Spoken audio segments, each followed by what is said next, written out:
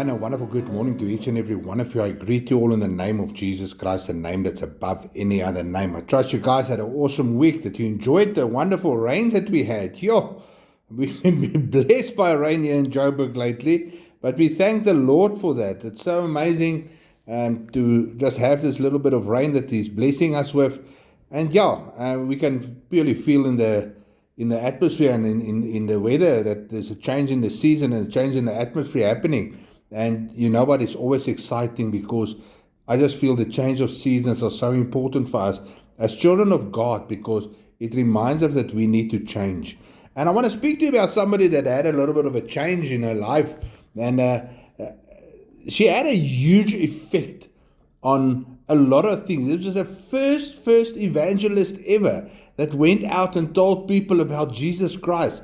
And we read this in John 4 verse 39. It says there, many of the Samaritans from that town believed in him because of the woman's testimony. Wow, man. I mean, we read also in the Bible that say that we will overcome the enemy by the blood of the Lamb and the word of our testimony. Our testimony is one of the most vital things that we have. I always say that is probably your most important piece of ammo that you've got in your arsenal.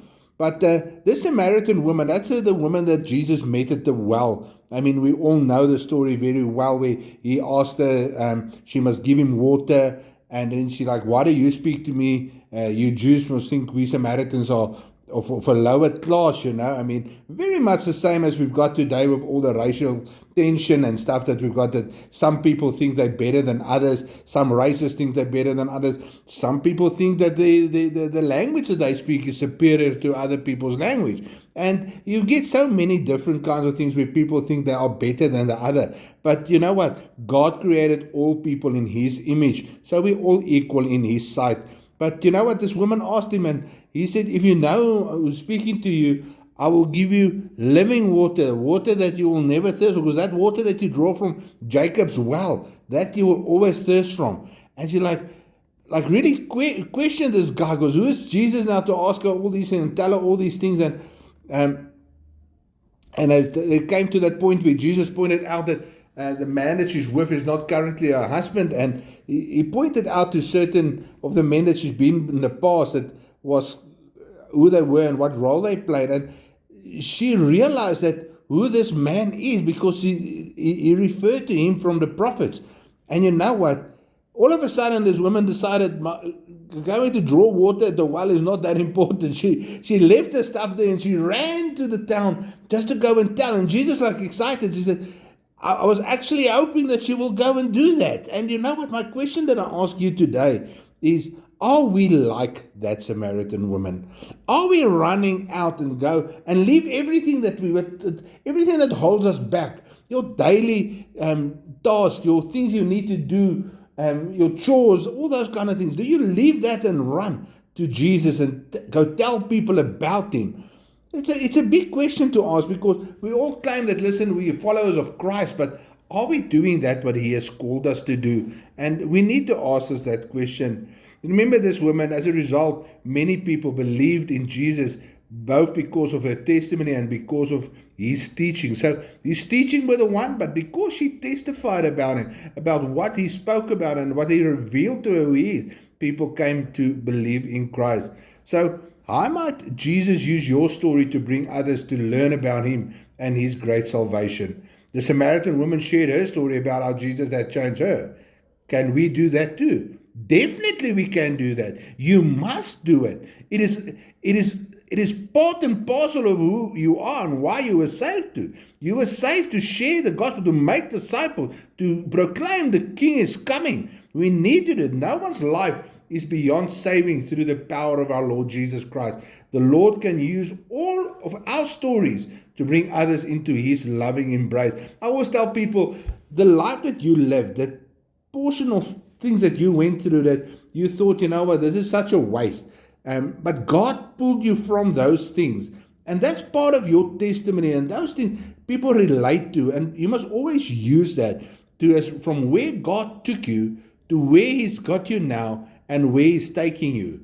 It's very, very important that we do not forsake the sharing of our testimony and walk in that power that God has given us to walk into. So use your story and your encounter with Jesus to tell someone about his love today. That is what we need to do. We can't say we're followers of Christ if we don't follow this commandment to go and make disciples of all nations. Amen. But guys, that's me for this morning. I really trust that you guys will be like that Samaritan woman and run to the nearest town and go tell everybody about this awesome guy, Jesus Christ, that he came and he saved you and he pulled you out from that pit of darkness and he placed you on a solid rock, and you've got reason to live, and that reason is Jesus Christ.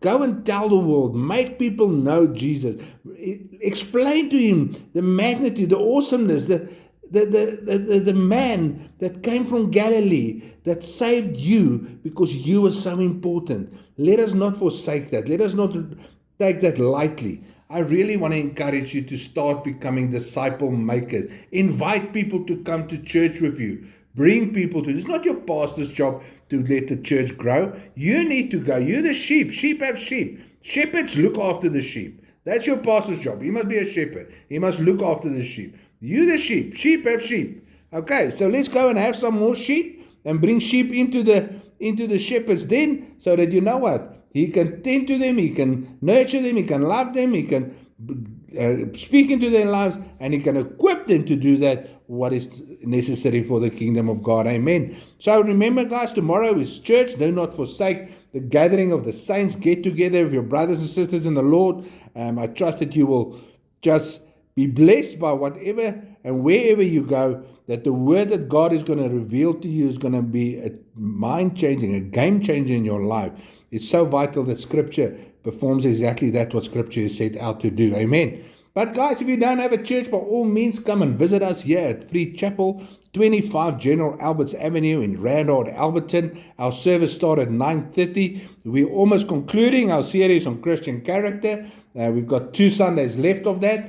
But yeah, we're excited about what God's about to do in the church in general, not just in our church, but in the body. I know that God is about to do miraculous things, and I'm just excited that He counts us all to be part of it and worthy to do that what He has called us to do, to bring the good news to the people. Amen. You guys must be blessed. Look out for one another. Be blessed as you go out. Be blessed as you come in. May the Lord's favor be upon you, and may He give us a peace that surpasses all understanding and the boldness to speak His word in season and out of season. You guys must enjoy the rest of your Saturday. God willing, I'll speak to you next week.